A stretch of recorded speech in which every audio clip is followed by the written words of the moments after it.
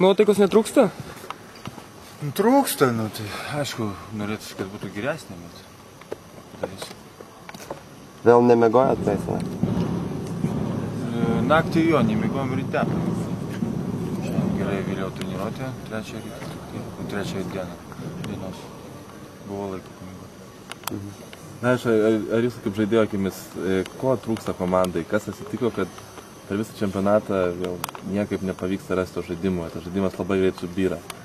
Aš nežinau, gal mums trūksta kažkoks tai ramybės, tokio pasitikėjimus, tokio mes, nežinau, mes žaidžiam ir draugiškas rungtynės žaisdavom tą patį viską ir, nežinau, vienos varžybos gerai, viskas atrodo puikiai, jau pagaunam tą žaidimą, kitos varžybos išeinam neatpažįstamai, blaškomės, nežinom kaip, ką, o sistema ta pati ir kiekvienos varžybos ir vienos atrodo gerai žaidžiam, kitos nežinau. Nėra tokio vidinio kažkaip tai užtikrintumo, tokio pasitikėjimo. Kaip bus su ispanais dabar? Ispanais nežinau kaip bus, vienas Dievas žino kaip bus, bet stengsimės laimėti, todėl kad yra dar vienas nedidelis šansas, aišku, ne nuo mūsų visko priklausys, bet mes stengsimės nors tą šansą išnaudoti ir bandysim laimėti. Dariušai, Rimas Kurtinaitis sakė, kad rinktiniai trūksta emocinio lyderio. Jūs galėtumėt būti tokiu lyderiu, ar ne? Jeigu man reikėtų to būti, gal aš ir galėčiau, todėl kad aš praktiškai žaidžiau visose komandose kaip lyderis ir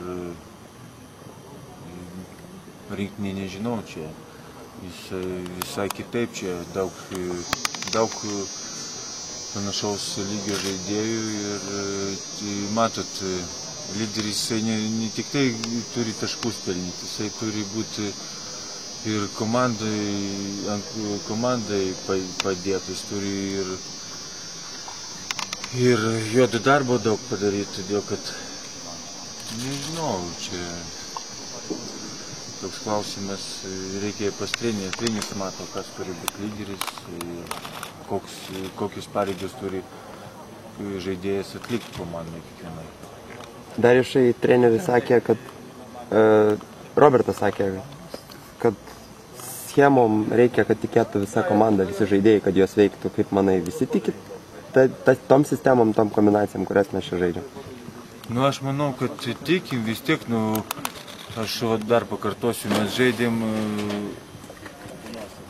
porą dienų skirtumo varžybos ir vienas varžybos mes gerai sužaidėm tą patį schemą, o kitas varžybos mes nesužaidėm iš visko.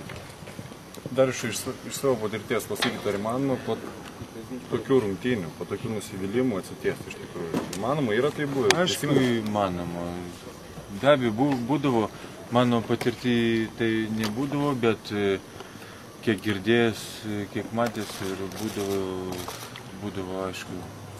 Svarbiausia dabar ką, nuo rytoj visko priklausys arba.